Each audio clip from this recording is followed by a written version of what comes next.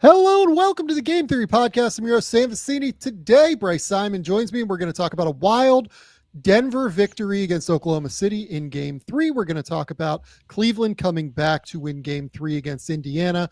Not really coming back, but coming back from a 2-0 deficit in the series, get back to 2-1. And then finally, we're going to talk about Golden State and Minnesota. But first, let's hit the music.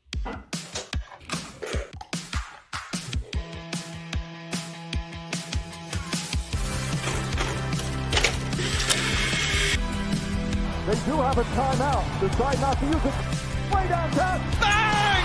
Bang! What's this gonna be? Wow! Are you kidding me? Hello and welcome to the Game Theory Podcast. I'm your host, Sam Vecenie. But if you watch the tape, what you will see completely orchestrated this game. Bryce, what's going on, buddy? What's up, Sam? If the playoffs are going to keep doing it, I'm going to keep saying it. They continue to deliver.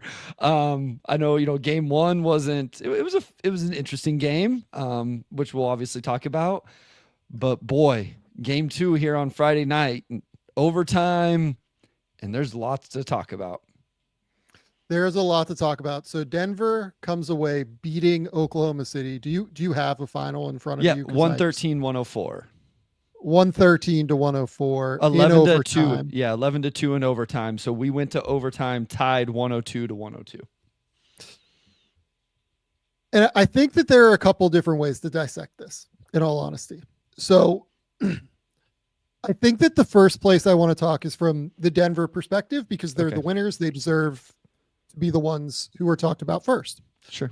So they did a few different things, I thought. First and foremost, they made some killer shots early in this game to be able to stay in this game. This should have been a 15 to 20 point lead at halftime for Oklahoma City, and it was 5. And you can point to, Michael Porter Jr. going on like a crazy sun run. You can point to Aaron Gordon late in the game, hitting 4 of 6 from 3 and hitting some big ones late. You can point to Peyton Watson hitting 2 of 3 from 3, including a big one early on, I thought, in the first half, to kind of just slow down the energy and the tempo from Oklahoma City a little bit. But more than anything, what I think we saw was just kind of the ability to execute down the stretch for Denver, and then also the ability for them to not necessarily be amazing on defense, because I think that I have issues with how Oklahoma City ran its offense late, for sure. But they did a really good job, both from a strategy and an execution perspective, of trying to muddy the looks for Shai Gilgeous-Alexander as a driver. They would send doubles at different cadences and timing. Sometimes they would show doubles when he was out front and had just gotten to the 3-point line and was just starting his drive. Sometimes they would show doubles as he just got to the elbow extended area. Sometimes it would just be a heavy help coming to him at the rim, right? I think that they made this really, really difficult for Shai Gilgeous-Alexander as a driver, especially as they recognized late in the game that it was just going to be him that was going to be trying to make this happen. So I think that where they deserve the most credit is being calm down the stretch, and also with their defensive execution as the Thunder offense went to hell in a handbasket. Yeah, I think that's important to make note of. There was offensive execution from the Denver Nuggets, big shots made by Jamal Murray. Listen, Aaron Gordon's jumper right now in this series is just I think he's making it every time he shoots it. He looks confident. It looks very fluid and smooth. He shot a good percentage all regular season, which they highlighted throughout the broadcast, and he shot a good percentage in this series. And so shout out those guys for making shots. But I did not think the defense was good for 2.5 to 3-ish quarters for the Nuggets. We talked about this before we went live. You tweeted it. I had it in my notes. this is why every second, every possession of games matters. As much as people want to say, like, and maybe even sometimes we just look at the very end of stuff. OKC should have been up double digits, like 15 to 20 points. Their shot diet, their difficulty on shots was much less than Denver's for a large portion of this game, and they didn't make shots. And I'm not trying to take anything away from Denver. I just believe that to be true. And they didn't. And then Denver, and that's my point is you have to. Like this is the game that proves it, because when you don't and the other team has championship pedigree and Nikola Jokic, it doesn't matter if he has 8 turnovers and has missed all of his threes. He's eventually going to make a play if you continue to give him chances, and Jamal Murray will. And then to your point, the defense finally ratcheted up from the Nuggets, and whether OKC played in that or not, I will give them credit. I thought Christian Brown had some good possessions. I thought, I think it was Michael Porter Jr. had a little dig and they caused some disruption. Jokic finally had some disruption in a series he hasn't been good defensively. OKC gave him a chance, and to Denver's credit, they took advantage of it and they closed them out late in the game, and then just, in overtime destroyed them. And beyond that, Jokic was terrible by his standards today. Yeah. Just truly terrible. And by the way, like a terrible Jokic game is 20-16-6, which is obscene, but he goes 0 for 10 from 3, has 8 turnovers, goes 8 for 25 from the field. And we're still sitting here with a Denver victory. Yeah. Somehow. That's the crazy thing about this. And that's where I think that more than anything, it was the calm, the poise, the ability for them to just continue to kind of run their offense, run the show, continue to be smart and intelligent about the way that they went about things, and just be calm and cool and collected and act like they've been there before. And frankly, I thought David Adelman, for whatever he's doing, who knows, right? Being a new coach that's been there for like 3 games before the season ended or whatever. I thought that he did a fairly good job of getting them into different actions coming out of timeouts. I thought that, look, it's not like the players on the court are coming up with the exact defensive strategy that they're going to employ. You know what I mean? Yeah. Like the fact that they're mixing up these doubles on Shea on his drives, that's not just coming from the players on the court. Like, I think that David Adelman, and I think that coaching staff really deserves a lot of credit in terms of being able to get Oklahoma City a bit out of its rhythm. Also, Oklahoma City was a disaster in the fourth quarter tonight. There's just not another way to phrase it to me. Oklahoma City took 19 more shots than the Denver Nuggets did in this game. They took 19 more shots. They won the rebounding battle 18-5 on the offensive glass. They won the turnover battle 14-11. Nothing about this box score and nothing about the first 3 quarters said that Denver should have been in this game, but they were, because of the difficult shot making, because they took advantage of what presented itself. I thought that they did a good job on a couple of flare actions early to get Michael Porter Jr. going. Yes. And then that kind of snowballed a little bit down the hill and continued to roll. I think they did a really good job of getting Jamal Murray going in the first half as well. I think that is a real credit to the 2-man game that they have obviously done an amazing job of cultivating. But Oklahoma City was wrecking them in the first half. Like, everything looked so easy against the 2-3 zone. Like, the movement that Oklahoma City was employing was elite. They would have like cuts and then secondary delayed cuts off of it in order to take advantage of the rotating zone. They would try to do things like isolate Shai Gilgeous-Alexander on one side of the zone against Jokic, allow him to be able to drive against Jokic and then hit different driving kicks and swings around. What they were running was really intelligent. And on top of it, they continued to get Jokic into the ball screen action consistently. In the fourth quarter, I thought they just went pure mismatch hunt and they didn't do anything to get Jokic really in the ball screen action. I watched the last 7 minutes again of their offensive possessions just to kind of refresh my memory right before we went live. I think I counted once at the 3 to 3:30 mark, if I remember correctly, of overtime, where they involved Jokic in a ball screen, and it was like very early in the like action, and they just like kind of shut it down as they were all scrambling to get it back together.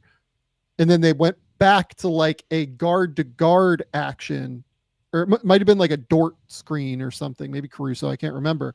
And Shea tried to drive and like get into the paint. But in the fourth quarter, it was all just like Shea trying to go, I'm going to win this myself, and go mismatch heavy ISO ball.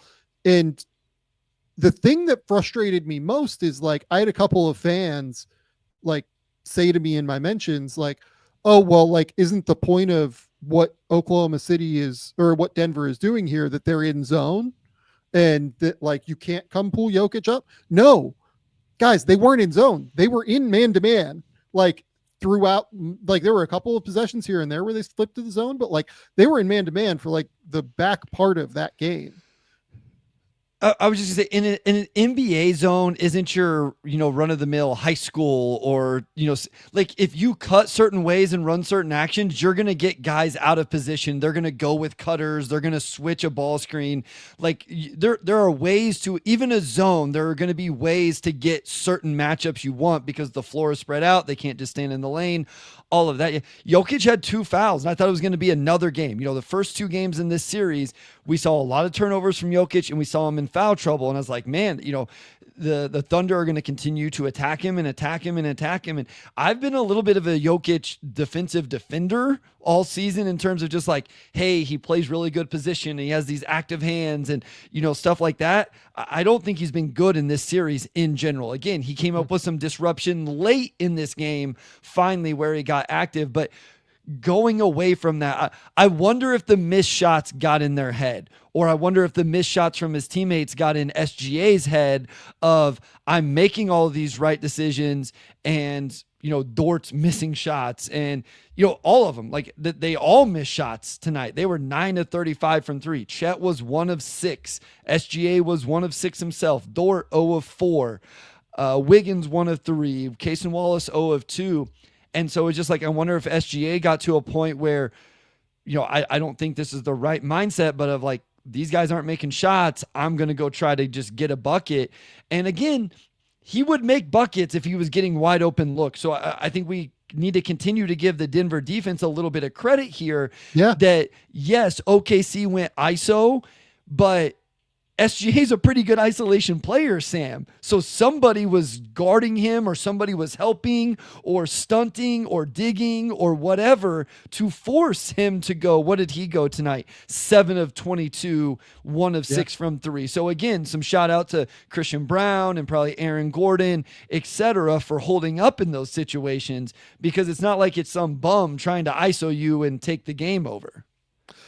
I think that's so right. First and foremost, like Christian Brown, Aaron Gordon. I think Jamal Murray too, by the way, because sure, Jamal Murray was the guy that they were trying to isolate a lot of the time.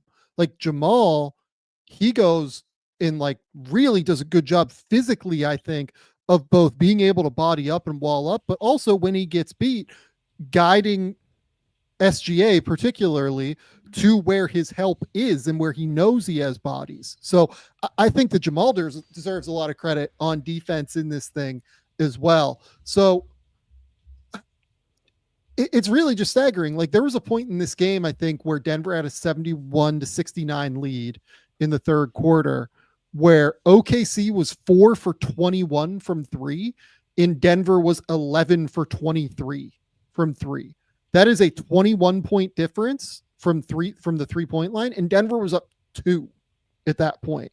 Like if that doesn't tell you, and these weren't like, contested threes that Oklahoma City was missing. Yeah. They missed some wide ass open threes. I mean, not everyone, a lot of Michael Porter Jr.'s threes were heavily contested. And again, I'm not trying to. The first 2 were open. I think that got him going where he saw the bucket because they ran those 2 flares. They ran the flares for him. Yeah. Yeah. And J-Dub got caught on the screen twice. And I think that's what got him going, and where he saw the bucket just like look like a fucking ocean for him. Like, but I know crazy. he had back-to-back makes. One was actually a mid-range jumper where like I thought J-Dub fouled him on the three, and then on replay, I was like, he is literally right. When I see something like that, I'm like, I wonder how I would react. Could I make a jump shot whenever somebody was that close? And like, my obvious answer is no, but it's just incredible the concentration that Porter Jr. has. And you've always given him credit, like playing through this shoulder injuries, playing through. And that was another thing to Adelman. One, he ran those flare actions that got him going. He hit threes. He also curled one, got to the rim and finished. But he also just stayed with Michael Porter Jr. And I know that seems obvious, but think about it. Everybody listen, how many times have you got upset at your coach, whether it was of the Nuggets, the Thunder, or some other team, because they didn't leave the hot hand in the game because somebody else maybe had been playing better in previous games? Porter Jr. plays 42 minutes tonight. Russ only plays 22. And so Adelman saw what was working. He stayed with it. And I do think he deserves a little bit. It's not the most important thing he did, but I think it is important to note that he made, I think, smart rotation decisions all game long, playing those guys. I thought he played Watson in the perfect amount of rotation minutes where, hey, go block a shot, go contest, knock down a jumper. Oh, that was a bad shot. We better get you out because you've exhausted your minutes now. And what was the Jokic minutes tonight, Sam? +5 in a game they won by 9. So that they did really well in the non-Jokic minutes, and we always highlight that. Well, in the bench minutes too. Yeah, that's exactly right. Like, even just like the Jokic with bench minutes, right? Like, they won Peyton Watson's minutes by 7. Like, if you look at the, I mean, the Zeke Naji -7. Okay. Yeah. Maybe I should backtrack a little bit. My bad. David Adelman, well done so far. Confused?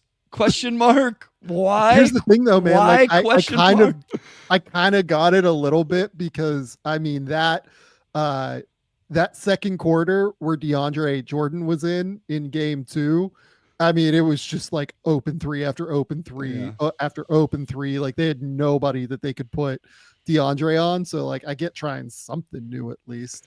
Yeah, that was crazy. And look, I mean, at a certain point, I mean, the guy who probably deserves, I don't even know about the most flowers. Like, it was such a well-rounded, performance where Jamal had the 27 and was great in the 2-man game and against switches, and Porter was huge early. And, again, like, Peyton Watson drills those 2 threes.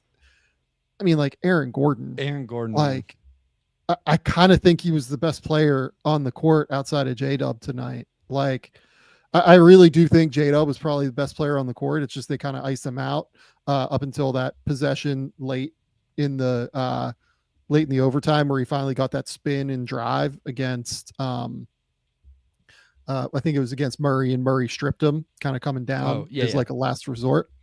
I thought Gordon was unbelievable tonight. He just continues to make enormous timely shots. And I mean, look, I don't know how you feel about this, but I do wonder if you just can't leave him at this point. Like, they have been guarding him with Chet in order to use Chet as like a help man against Nikola Jokic, and that has worked well, actually. I wonder if you put Chet more consistently, this happens at times, you put Chet more consistently on Brown, and you kind of just have to guard Gordon with the way he's shooting. And look, I'm not saying that Christian Brown is a great guy to, leave wide open from 3, but seriously, if you look at like his last few games here, Aaron Gordon, 4 of 6 from 3 tonight, 2 of 3 from 3 in game 2, 3 of 6 from 3 in game 1. I mean, fuck, if I was a Oklahoma City fan, I would be like freaked out right now about like the PJ Washington assance of Aaron Gordon here. But like, here's the thing, like, Aaron has made threes this year too. So like, you can't say that it's like fully the PJ Washington experience again, but they are very clearly guarding him in a similar way to how they guarded PJ last year. That's funny. What a series PJ had.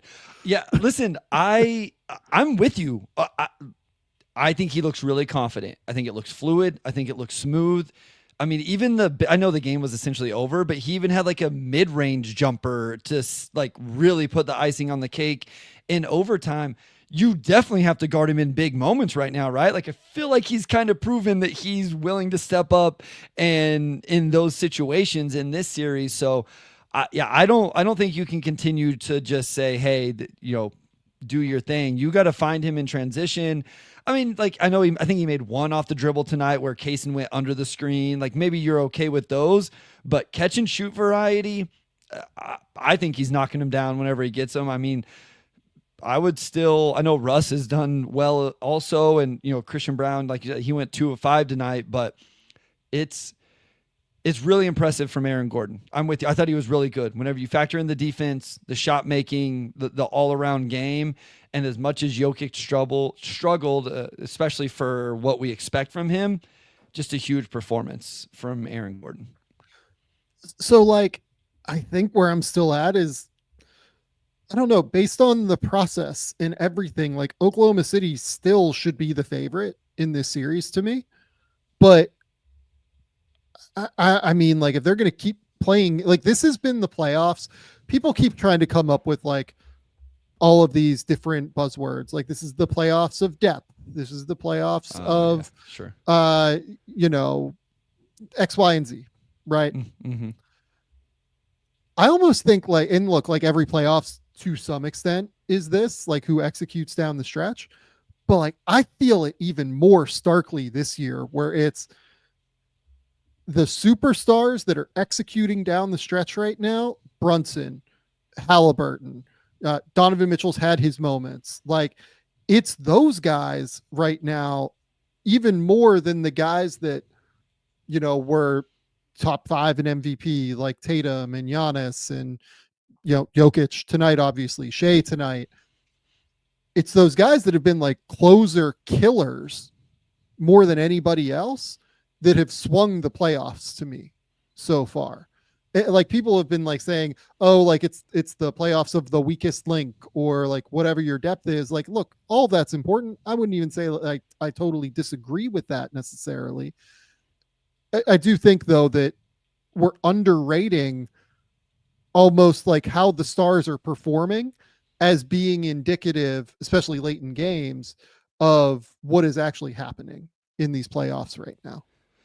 Yeah, that's interesting. Like the weakest link or whatever. Cause like, I almost am like, I'm trying to think through the teams right now in terms of like even role play. Like I almost feel like what team, like the Aaron Gordon of each team, is that the deciding factor in some of these series? And I don't know that I would even agree with that, because you could probably find one of those on each team. Yeah, the execution thing is interesting. Like, I'm trying to figure out what I would call the Knicks series so far, with those two comebacks. Or like, what do I think the theme of the Cavs Pacers series is right now? To me, like, part of what it comes down to is with the way that these playoffs are being officiated, where it's just like a football game in the lane whenever guys go up and try and score, right? And it's just totally different from the regular season in that regard. It's just making end of game buckets so incredibly difficult. Yeah. And those guys that can really knock down shots from the perimeter, or can, these teams that can space it out and then allow, guys to drive and get easy buckets. But like, it really is even more now onto the closers almost to me. It's either a blowout or like it's onto the closers essentially to be able to close these games out. And guys like Brunson, Halliburton's had multiple moments in these series, everything like, or in these playoff games, like everything like that. Those are Aaron Gordon as well, has obviously had like enormous moments where he's closed games for Denver. Murray's had a couple of moments here and there. Like, those are the buckets are so hard to come by right now that I feel like those are just the guys that are swinging. And like, it's stupid to say that, like, of course the teams that are closing better are winning basketball games. Like, that's absolutely true.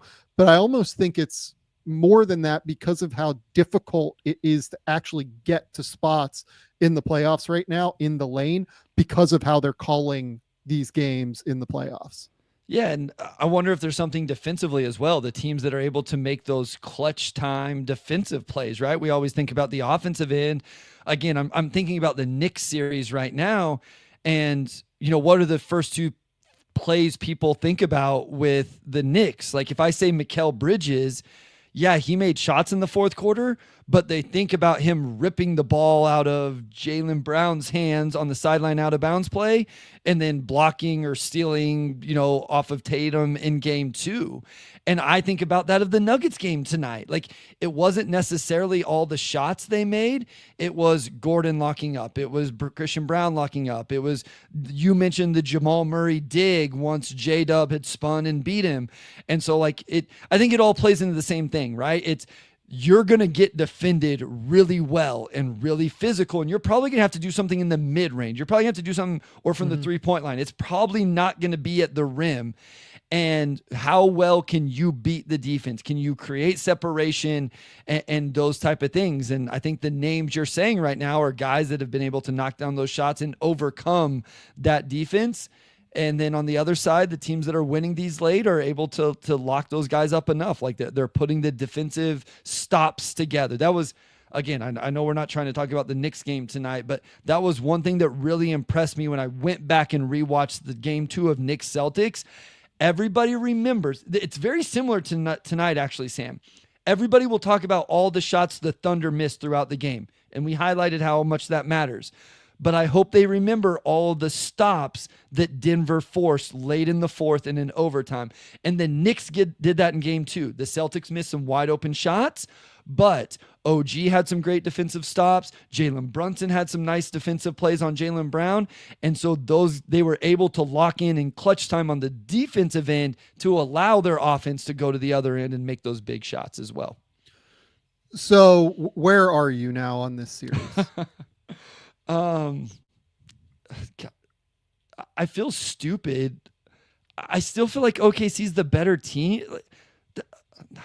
That doesn't make sense though. Like, I just thought they should have won this game. And so I have a hard time walking away. I'll say Thunder in 7 for now, I guess, is where I would be. I think that's where I'm at too. But we talked about this with the Celtics Knicks series, right? Like, the Celtics now have to win 4 out of 5. They have to win 80% of their games, and look, like anything can happen in a 5-game stretch, right? But they have to beat a team that won 50 plus games in 80% of their games the rest of the series, right? Yeah. We're now at a point where Oklahoma City has to beat a team that won 50 games and has the best player in the world in 3 out of 4, which is 75% of their games here moving forward in the series. That's hard. And look, Oklahoma City won over 75% of its games this season, right? You would kind of expect that they would be able to do that, but this is now where it becomes kind of the telltale sign. They have to figure this out. Here's where I would be worried as a Thunder fan. You said it earlier. You just lost the Jokic bad game. You didn't even win the game. Correct. Where he had 20 points on 25 shots with 8 turnovers. And I realize his statistically, the last 2 haven't been great, right? Because he had... I actually think that part of that is Oklahoma City is genuinely doing a great job on him. No, I agree. Would not expect him to go 8 for 25 again, right? Your point, you're 100% right. I do think that what is frustrating him is the physical defense, having a big body like Hartenstein, having the help man with coming Chet, over with Chet. They're really selling out to make his life more difficult. Yeah, I don't disagree. I wasn't trying to say he just had a bad game. I think OKC is playing, their defense is playing. But do we really think Jokic is going to average 7 to 8 turnovers for this entire series? Do we not think one of the best processors of our game ever isn't going to figure this out a little bit? And if he doesn't, then no matter how the series goes, shout out the Oklahoma City defense, because that's incredible. But that you lost the really bad Jokic game. You lost it. That's when you have to win. Now, on the other side, OKC could say, yeah, we lost the game where they shot 16 of 30 from 3 if you take Jokic's misses out, right? but I don't know. I said it going in. I felt pretty good about what this series would be. I thought OKC would guard them, and they had 102 at regulation.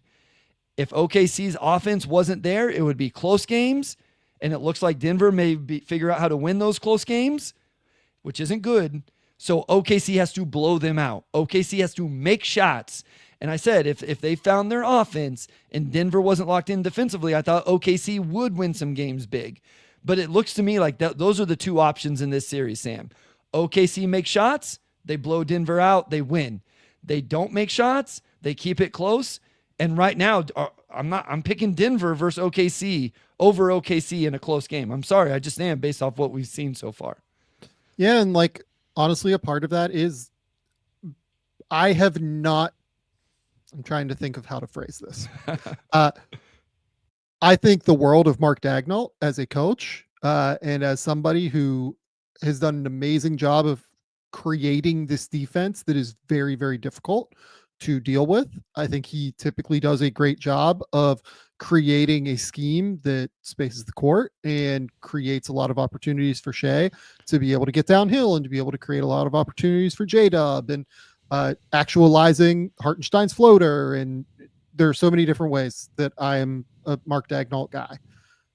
I have been very unimpressed with him in the playoffs so far as an in-game adjustments level tactician. And I really think that it could just be a circumstance where, like, you know, these 2 years, last year and this year, he's kind of getting his feet under him and figuring things out from, you know, what he has to do in those moments.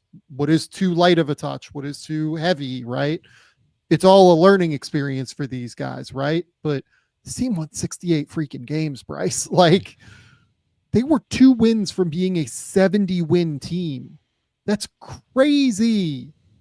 That's insane. They're the best defense, like, compared to league average that we've seen in so long. This team is wildly good. Yeah, it's crazy. Like, it's crazy to me.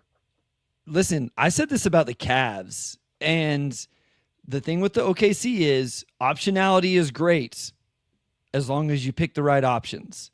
And so, like, there's a little bit of, I would play Aaron Wiggins more. I think Aaron Wiggins is really good at basketball, and he played, what, 11? How many minutes? 13 minutes tonight.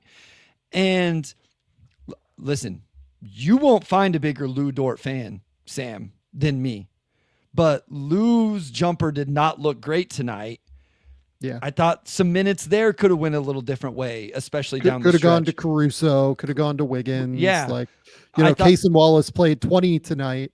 And Kaysen was great in game 2. So, like, I understand playing Kaysen, but, like, you have a number of different options here where you can go to Wiggins, you can go to Caruso. Like, those are the 2 guys tonight that I thought were, like, really quite good for them off the bench. Yeah. In it, like, I thought Jalen was okay too. Like, I don't want to throw he him was out fine there, Jalen Williams, but, like, he's just, like, you know, the backup big that comes in and does his job.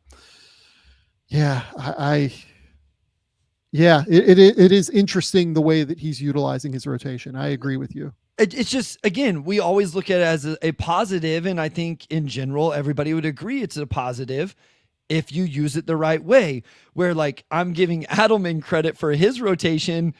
What's he gonna do? You gonna put in, you put in Hunter Tyson in that game? You know, is he gonna put in Jalen? Like, no, you play your starters as much as possible. You use Russ for energy, and you play Peyton Watson for 3 to 4 minutes at a time, as long as it's going okay.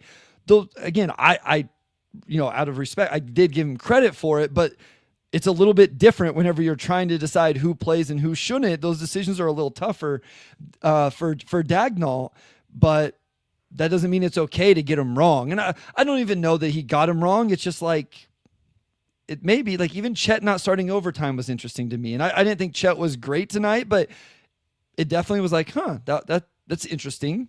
He must have needed like a blow or something, because like, and they may have got to it anyway. They had SGA as the low man, but, like, Jokic beats Hartenstein off the bounce. And what have we said this whole time? Well, there was always Chet there to meet him as a secondary defender. Well, if Chet's on the bench, he's not meeting him there as the secondary defender. So right. it was interesting. And Yeah, you're right. Maybe there was a minutes thing there and he needed to rest, but man, it's been fun. Like, I think the two series that I was most excited about, this one and then the one we're about to talk about, I think they've given us everything. It's been everything I thought they were going to be so far.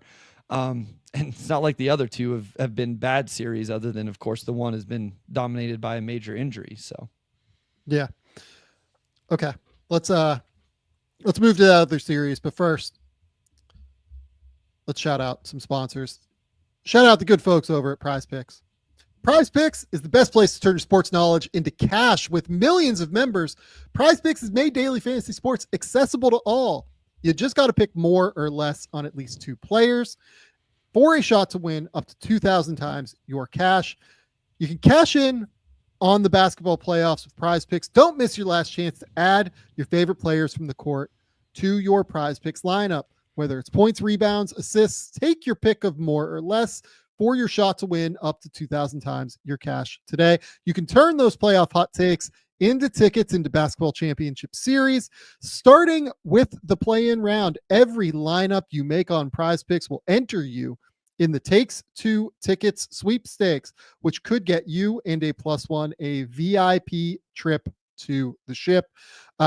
Look, PrizePicks is great to its consumers. Every Tuesday, PrizePicks is going to discount several projections on the market, usually by 15 to 25%.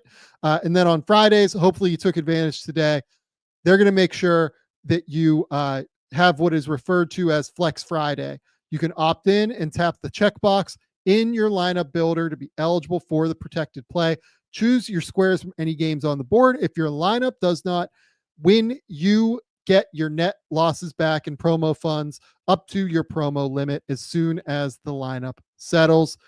Download the app today and use the code Game Theory to get $50 instantly after you play your first $5 lineup. That is code Game Theory to get $50 instantly after you play your first $5 lineup. PrizePicks, run your game.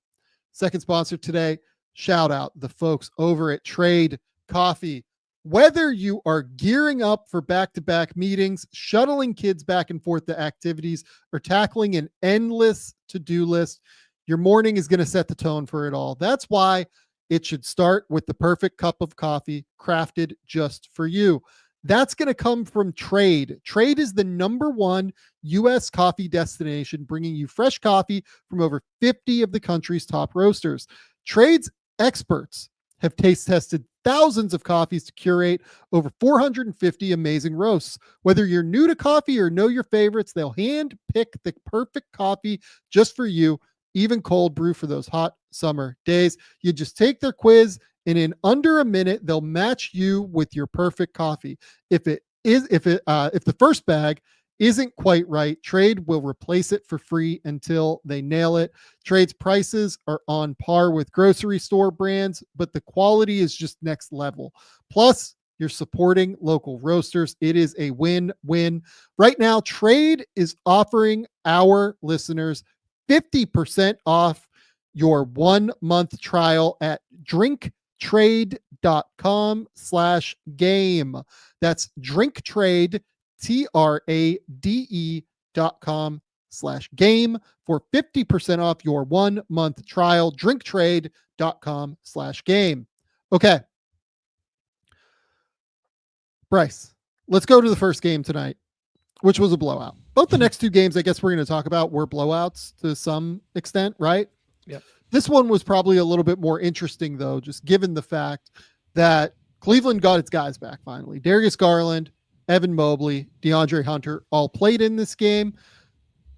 And man, a massive, massive difference, particularly in the second quarter. That's where the Cavs won this thing at the end of the day. They win the second quarter 34-13. It was completely ridiculous. Donovan Mitchell goes for another 40 ball. He goes for 43, 9, and 5 in this game. It was just a tremendous, tremendous performance from the Cavs, 126-104 against Indiana. They also made a massive defensive adjustment that I want to talk about a little bit too. But what was your overall thought on what we saw tonight from Cleveland? Donovan Mitchell. I mean, Sam, he's averaging 41 a game in this series. And here's the crazy number: 47% from the field. He's still only shooting 23% from three in this series, but he's gotten to the line 15 times a game. He did go 5 of 13 finally tonight. He only had 5 assists tonight, but this was another one where the assist numbers do not tell the creation of what he did. I can think of 3 times in the second half alone where he breaks down the defense, throws a whip pass to the weak side, and the shot is missed.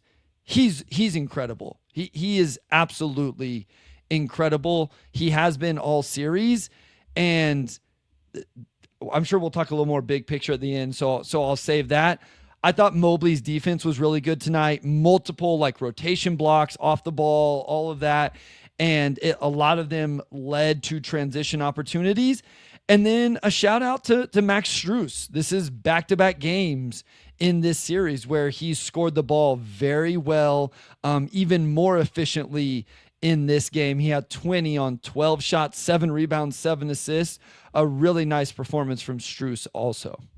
Yeah, and he set the tone. He had 8 points in their first 11 when they went on that 11-0 run. He was enormous. Their first action was really fun. Like they ran essentially this, I think it was like a Garland.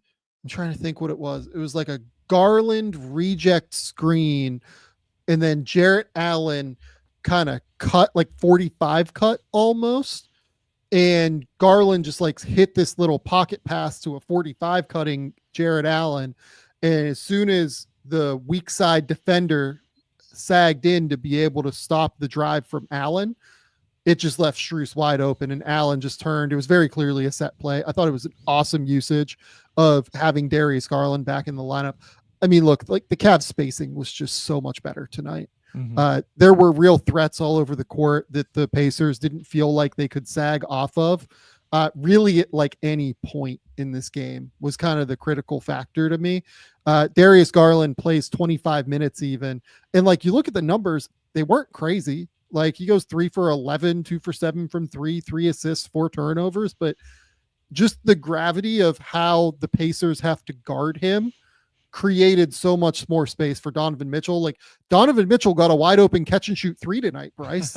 Like, can you remember the last time that happened in this Probably series? the last time he was on the court with Darius Garland, which has not been in this series. So none before tonight. Yeah. And the second thing I want to talk about is the defensive adjustment they made in the second quarter, particularly. They went to a 3-2 zone against Indiana, and Indiana just had no idea. It felt like I think I counted 9 straight possessions against that 3-2 zone where they just like did not score in that quarter. 5th possession, Mathurin like tried to seal Sam Merrill, got called for a foul. 6th possession, they did a couple of things where they tried to like post Miles Turner, either by getting him the ball in the middle of the zone and letting him kind of try and post, the lower 2 guys, one of the lower 2 guys, and be able to try and hit a lefty layup. Didn't work either time.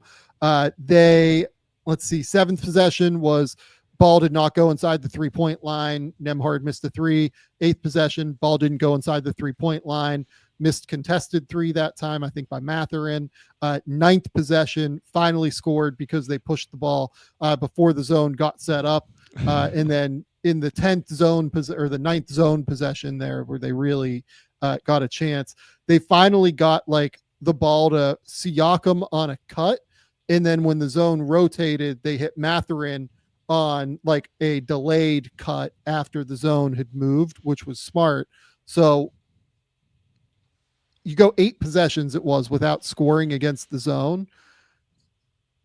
I think that there are real things that they could utilize to take advantage of that. Like I was surprised they didn't screen Mobley as much because like they use Mobley at the top of this 3-2 zone, just in terms of like covering ground and being able to like bother guys with his length. I would like to see them screen Mobley more, make him try and, get around screens consistently. Just because the team's in his zone doesn't mean you avoid utilizing ball screens, especially when you have Tyrese Halliburton, to me.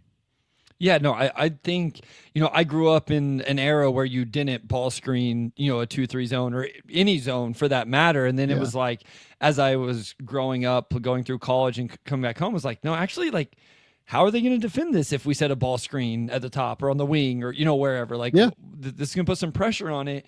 And yeah, it is very unique because you have these two smaller guards in Mitchell and Garland on the wings up top. You have Mobley in the middle, which means you have Allen on one block, but then you also have Strus on the other. And so that's probably what Indiana was thinking. Like, okay, if we can get Allen out of here to the corner or something like that, and then we can, try to take advantage of Strus. And I would assume Carlisle and staff has a plan for it. I mean, they better for game 4, because I assume they'll see it. I was looking back through my notes to see if I had any specific notes on the 3-2 for the Cavs, and I didn't on that, but I had a ton of notes on go zone after timeout, go zone here, use zone in this game. And so it's definitely something that Kenny Atkinson has gone to this year. And we talk about coaches pushing the right buttons at the right times. It sure seemed like he put this one. They had to win this game, right? Like that's an obvious statement. And so if it's something you were saving till you were fully desperate, this was the time to pull it out. And, just to touch on Garland real fast, I thought he looked very healthy, if nothing else. Like, I thought you saw the speed and all of that. And so that matters. Not surprised that he was a little inefficient and all of that after taking a couple weeks off.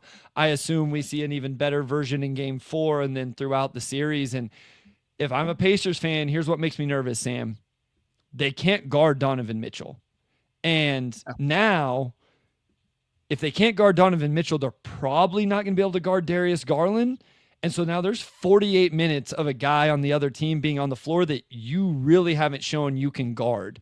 And that has to be a little bit scary if you're a Pacers fan, even though you have a 2-1 lead. Yeah, like the Ty Jerome minutes in this series have been way too easy for the Pacers to guard, I think is the Sam, point like, here. I never thought I'd say this. I typed in my notes today, like, is he playable right now? Like yeah, I know.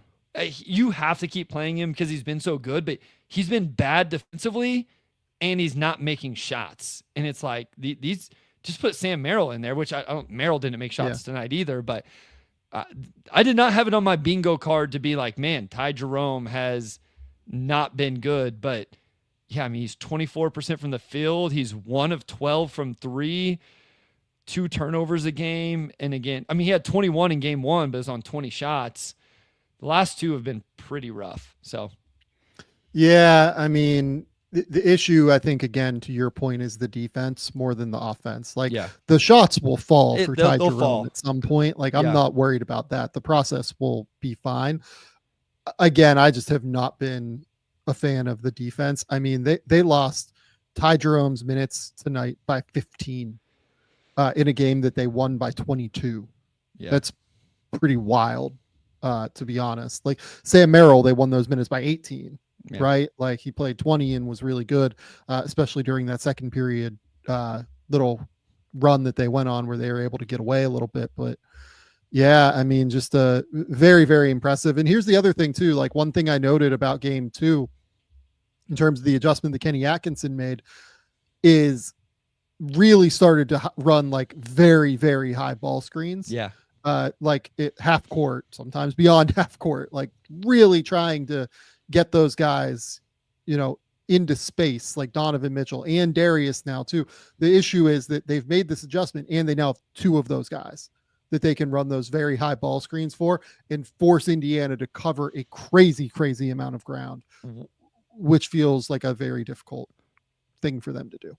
To your other point, you also now have one of those guys off the ball somewhere. And this is what we've highlighted with these 2 guys all year is how good Darius is off the ball relocating. So now Donovan gets you in space. He breaks you down. Now he's kicking to Darius Garland. And as much as we like Ty Jerome or Sam Merrill or whoever, those guys ain't Darius Garland, whether it's catch and shoot or attack you off a closeout or whatever. Like Darius is a better advantage exploiter in that scenario than those 2 guys are, or it's Darius breaking you down and kicking to Donovan. And so it's just, Indiana did what they could while he was out, right? They won the 2 games, like credit to them.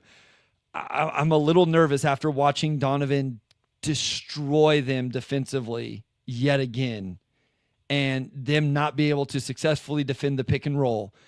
And like Cleveland now finds this zone that can at least work a little bit. Indiana's got to answer a couple of those questions, because if not, they're not going to win this series. They got to find a way to slow down that offense. And here's my other thing. Tyrese has to be more aggressive. Like this was one of those, and I thought Cleveland, like, they denied him. They gave him a lot of attention, but it was like, what, 9 shot attempts tonight? Like it's got to be more aggressive than that from Tyrese, in my opinion. Yeah, I agree. I completely agree. And honestly, until late in game 2, he was not wildly aggressive. I didn't think either. He had 11 points going into the last like minute and a half of game 2. So look, like, it is kind of the Tyrese thing, right? Where he really kind of lets it come to him and then takes over late in the game. But I do think that game 4 is an important one for him to be able to kind of showcase that he can really take over a game in the middle of the game as well. The other final note here is just like, we talked about Mobley a little bit defensively at the top of the zone. I thought he was a monster on the interior as well. Yes. Like, he set the tone early for them in this game. He had 2 like massive weak side rotation blocks, one against Turner, if I can remember correctly. I forget who the other one was against, but it was on a Halliburton. Like, Halliburton shot like a freaking floater, and Mobley got to it, and then it led to, I believe it was a Strus 3-pointer in transition. Like, we always talk about Dyson Daniels, and rightfully so, like his disruption leading to offense. Mobley's defensive disruption tonight led directly to Cavalier offense.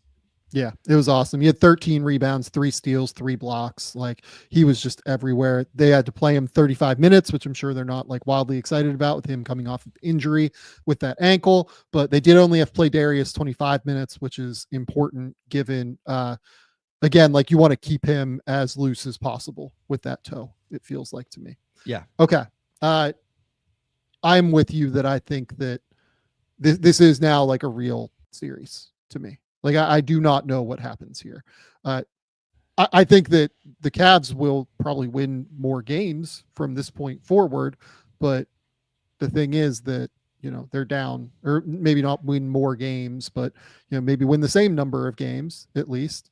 But the thing is, they have to win 3 of 4. Yeah. And the Pacers got the advantage by winning those 2 games, and deservedly so. I'm not really sure where this goes now. Yeah, that was the one thing I was going to say, is like, if you're Indiana, you can look at this and go, hey, by winning 2 on the road, we gave ourselves the luxury, or whatever you want to say, of dropping 1 at home. Yeah. We can survive this 1 loss at home. You can't drop the next one. I'm trying to avoid saying like whoever wins game 4 wins the series, because I feel like that's everybody's kind of thought. And like, but it seems like momentum would really, really swing in this series in particular if Cleveland's able to go back into Indiana, win another one, be healthy, going back home. That would seem like it'd be really hard for the Pacers to overcome. So huge game 4. Again, I know, for everybody, but they have the luxury of dropping 1. You can't drop the second one. Yeah, agree. Okay. Next, we got to get into a couple more ads. Shout out to the folks over at SKIMS. We all know that buying underwear can be incredibly, incredibly frustrating. You have to find the right comfort. You have to find the right fit. There's so much trial and error going on. The design, you never know what you're going to get until you get home. SKIMS tries to make all of that incredibly easy. They try to make your life simpler when buying underwear, and ultimately, that's what we all need. They have so many different types of boxers, from the cotton 5-inch boxer brief to the stretch 5-inch boxer brief, for whatever you need from your underwear. SKIMS is going to provide the absolute best products on the market. Shop SKIMS men's at skims.com and SKIMS stores. Let them know that we sent you. After you place your order, select podcast in the survey and select our show in the drop-down menu that follows. SKIMS is the official underwear partner of the NBA, WNBA, and USA Basketball. That's going to be SKIMS, SKIMS.com, and go buy some underwear over at SKIMS. Okay. Final ad today. Shout out the folks over at LinkedIn. As a small business owner, you don't have the luxury of clocking out early. Your business is on your mind 24/7. So when you're hiring, you need a partner that grinds just as hard as you do. That hiring partner is LinkedIn Jobs. When you clock out, LinkedIn is going to clock in. LinkedIn makes it easy to post your job for free, share it with your network, and get qualified candidates that you can manage all in one place. I have hired before. It is difficult. It is annoying. I have finally found a very, very good producer in GMAC. Shout out to GMAC, who is not with us tonight. It is miserable. In any way that you can make your life easier when you're hiring, you want to take it. LinkedIn's new feature can help you write your job descriptions and then quickly get your job in front of the right people with deep candidate insights. Either post your job for free or pay to promote. Promoted jobs get 3 times more qualified candidates. And at the end of the day, qualified candidates are the most important thing to your small business. LinkedIn is going to let you feel confident that you're getting the best. Based on LinkedIn data, 72% of small businesses using LinkedIn say that LinkedIn helps them find high quality candidates. Post your job for free at linkedin.com/game. That's linkedin.com/game, GAME. Terms and conditions apply. Okay, Bryce, last game that we want to talk about here is probably going to be the one that we talk the least about, honestly, just because it doesn't feel super interesting right now to me. Stephen Curry is out for the Golden State Warriors. So the Wolves won this game. What was it by? Like 19-21? I can't remember the exact score. What was it? 24, 117-93. Yeah. And this one was just never really close. Honestly, I think the Warriors scored 15 in the first quarter, and then honestly, not many more in the second quarter. It was, I mean, I can pull up the number here. So 24. So they were down 14 after the first, and then lost by 3, lost by 3, lost by 4 the rest of the way.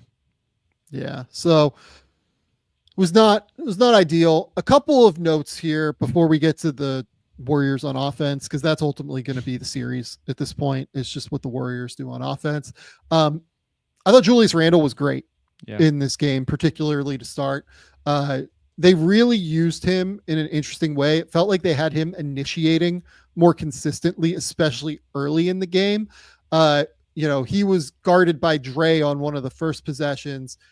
He hits a kick out to a 3-pointer. And I really like the idea of them using Julius Randle on, using him almost as a decoy when he's being guarded by Draymond Green, because Randle is strong enough to at least kind of go through and force, Dre to contest at the basket. And my guess is that on a lot of those moments, you might draw some help in those situations just instinctually, and then you can get a kick out. It kind of takes Draymond out of the crazy help role where he was so effective in game one. Then, I think second possession, Randall initiates, hits a kick out to Conley for 3. Hield totally lost Conley on that possession. Then Randall was on Quentin Post, tried to post him, misses a mid-range shot. Then, another one, Randall drives against Post off of a closeout. I think he scored on that. And then a Randall Edwards 2-man game leads to a Randall pick and pop. Draymond closes out too heavily. Randall attacks and 1. And this is all within the first, I think 4 minutes of the game, where the Timberwolves got out to a 13-0 run here. And then literally the next possession after the Warriors scored was a Randall, empty side post up. Right. So I really like that. I really like the idea of getting him more involved and kind of letting him be more of a primary initiator right now. Yeah. I like, he's not some elite, initiator, creator, whatever, but I think that's when Julius Randle is at his best, whenever he is this mixture of aggressive offensively, looking to score, but also very willing to create and find teammates and distribute the basketball. And, he had 11 assists in this game. And again, I'll be the first one to say that that doesn't always tell the whole story in terms of your creation. Obviously, guys have to make shots on the other end of that. And Minnesota shooting 43% from 3 in this game is, I think, important to know as well.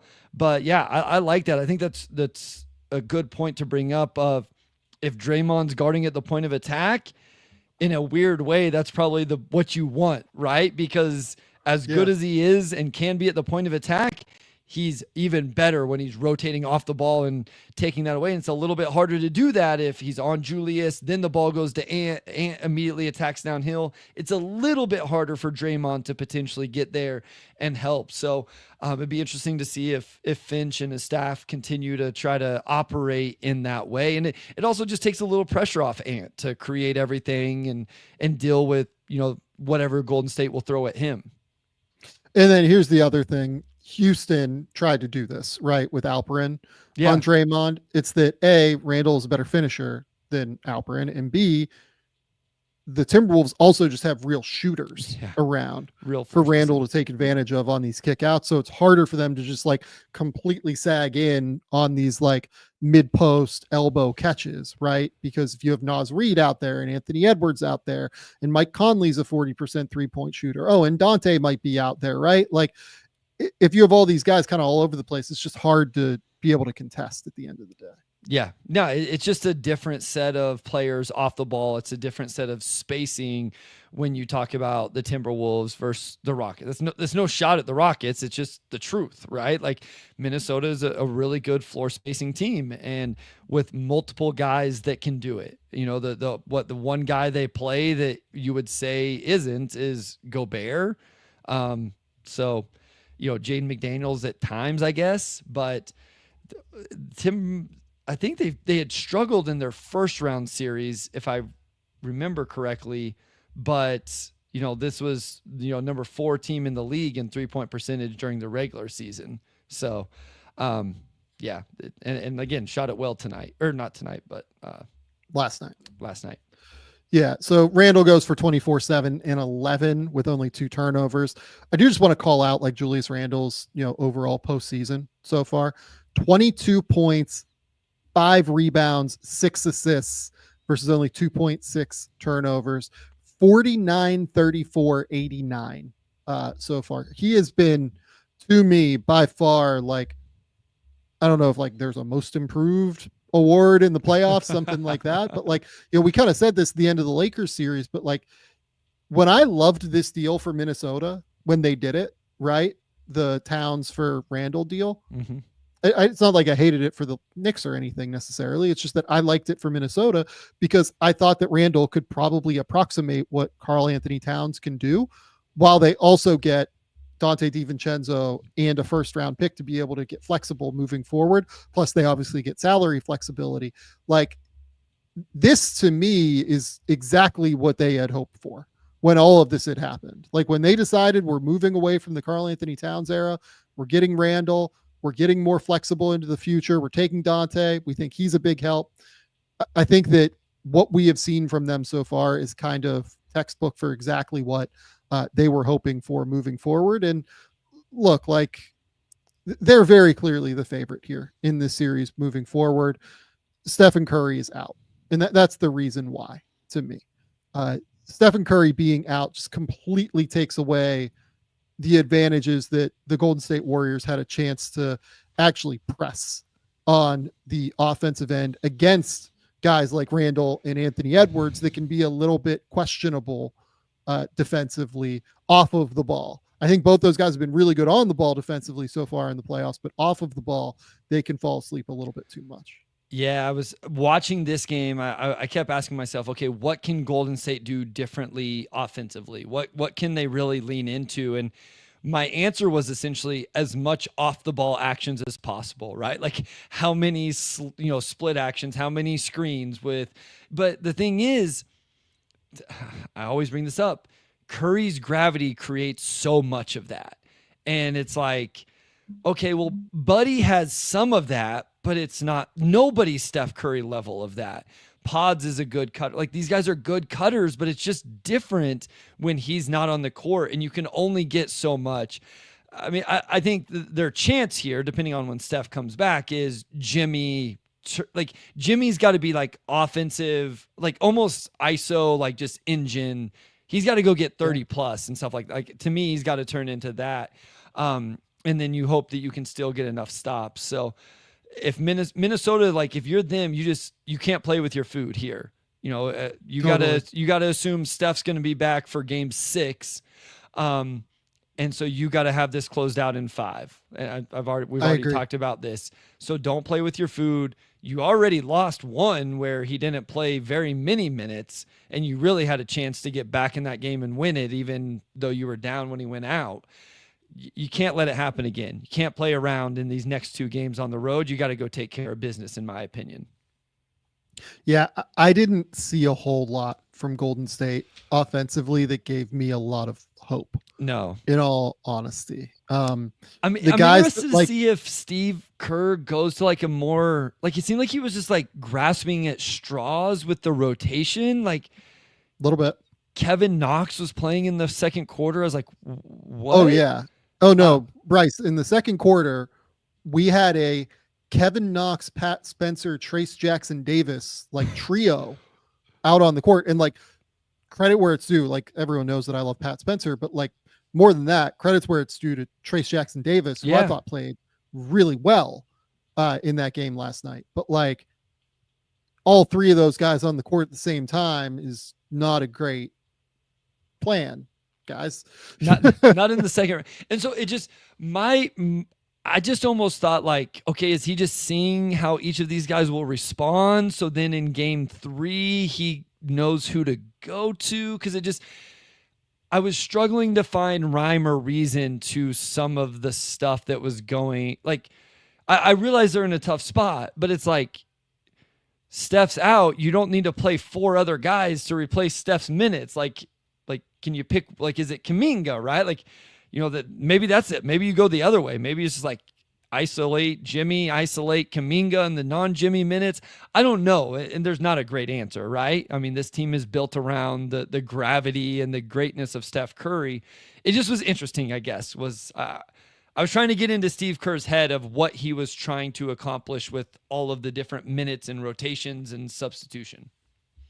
Yeah, like I do think that he was just after that 15-point first quarter, like just hoping like Yeah. to be like, hey, what can we find here? Sure. You know what I mean? Can we Yeah. mix and match, Buddy Hield with Moses Moody and see if we can get enough on both ends to be able to make it work while also getting spacing.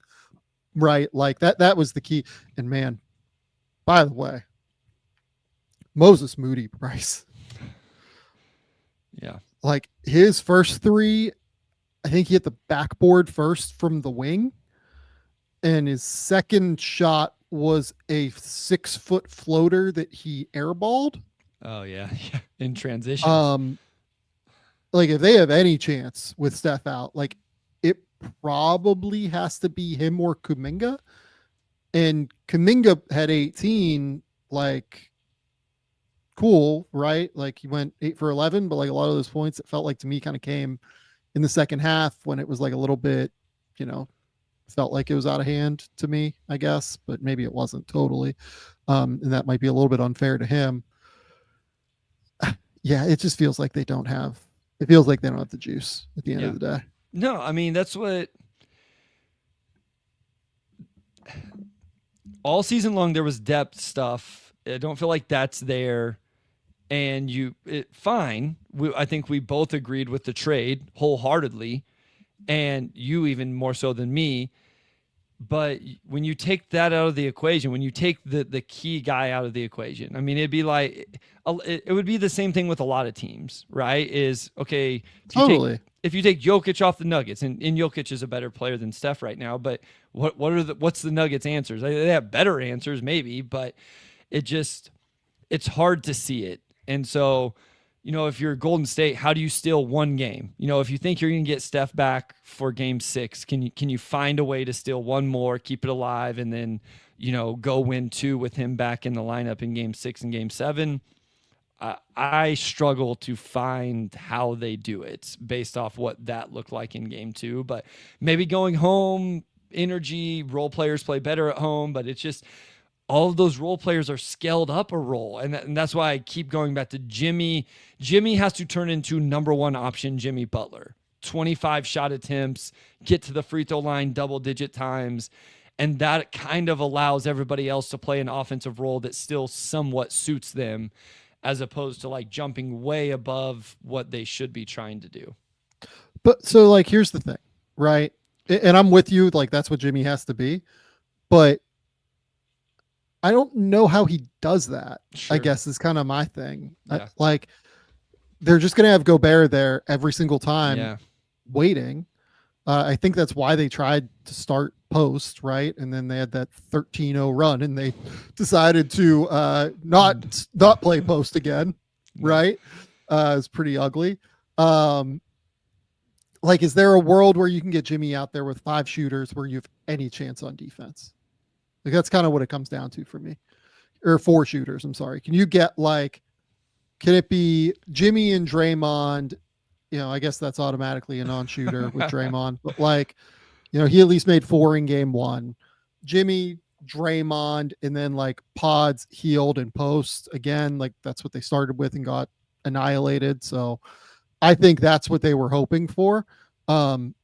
Maybe it's Moody, maybe it's Pat Spencer, maybe it's, you know, maybe that's what they were hoping for from Kevin Knox. I'd say maybe they should see if Knox would come. Like, okay, so like, here's the other option, right? Do you try to go just like big and go like Trace Jackson Davis, Draymond, Jimmy, and then, you know, something else, and you try to like gum up the works a little bit?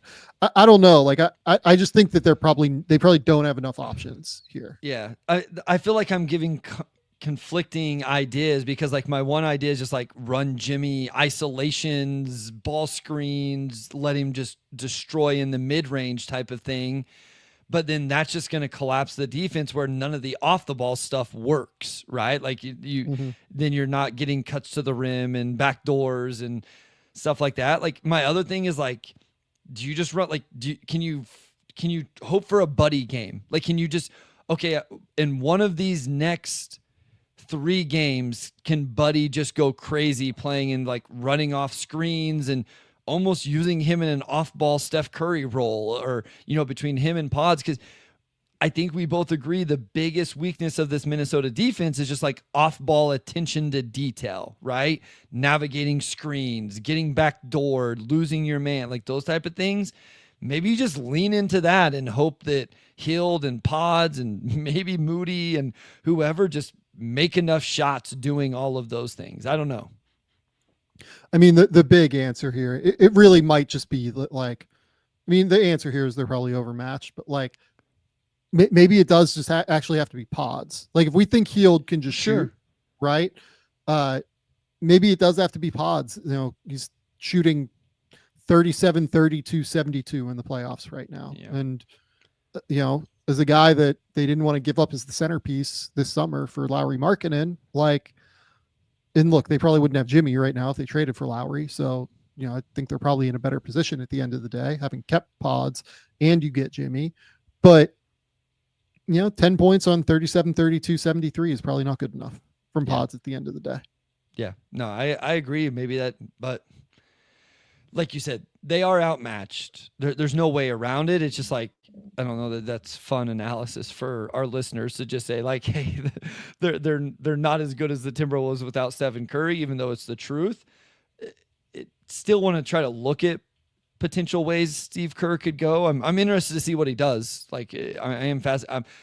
More than any team coach in this playoffs, I'm interested to see what his rotations look like, you know, in game 3, because I have no clue who's going to start.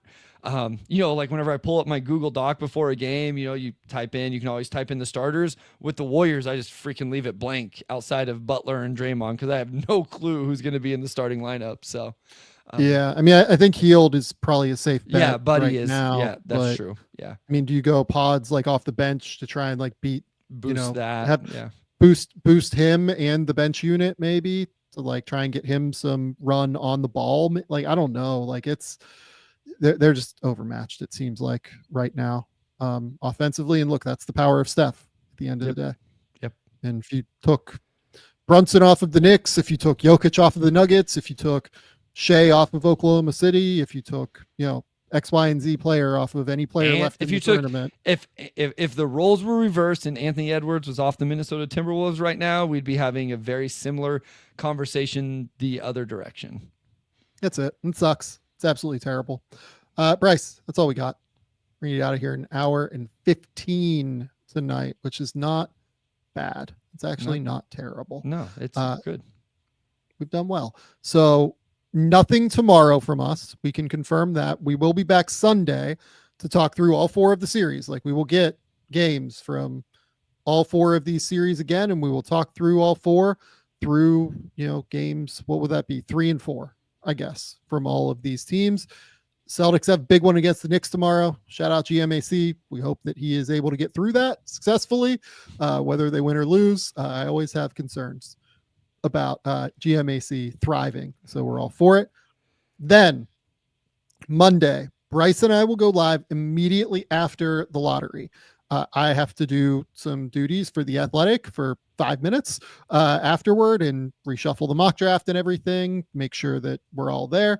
But after that, we're going. Like, Bryce and I will be live. We will do like a mini mock draft. We will talk through the winner of the Cooper Flag sweepstakes, everything like that. And then following that, I mean, like, I don't know. Maybe I'll get GMAC to go live on Tuesday or something, because we'll have 4 more playoff games to talk about at that point, because we're skipping one night again to do the lottery. So, we'll figure out the schedule, but I can confirm for you nothing tomorrow night on Saturday in the United States. Definitely things on Sunday and Monday. You will get live shows. If you watch us on YouTube, go subscribe. We really appreciate it. We're at like 31,000 subscribers now. Thank you all so much for really coming, embracing the shows. We do it more live during the playoffs. We appreciate all of you guys coming through and chatting, hanging out, subscribing, watching the videos. Do everything you can. Like, just hit the like button. It's the easiest, lowest stakes way for you to help out the show and to help it get to a new audience. It's so helpful. I mean, that's I think all we've got here. Bryce, tell the people where they can find you and what's going on. Yeah, at Motor City Hoops on Twitter, on Blue Sky, the Motor City Hoops Substack. Again, I'm doing some stuff over for GMAC on Knicks Film School, breaking down some of the Knicks games. Might not have one after game 3. It's a little bit of a busy weekend between graduation and Mother's Day and work and some stuff, but definitely after game 4. And then the Pistons Pulse podcast, if you want some Pistons content. Otherwise, right here, the Game Theory podcast with the Sam Vecenie. Go to The Athletic. Keep me employed over there. Other things that we will have coming on this channel. Tomorrow, one thing I'm going to work through is starting to get off-season previews in order. So we're going to do 20 to 30-minute breakout videos that will also go up on the podcast feed too, where we talk through every team's off season. We're doing 30 extra shows for you guys, basically shorter ones. Like, we're not going crazy with them, but if you watch on YouTube, you're gonna have a nice graphic explaining everything that we've got going on there. And then the other thing is, like, look, draft coverage is around the corner and we're working on that too. I've had some folks reach out on coming on the show, some fun players that we might get to talk to. It's just whether or not the time allows right now is where we're at. So we're still trying to work through that. I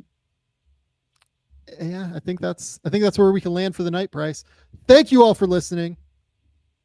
We'll be back on Sunday night. Until next time, we'll talk soon.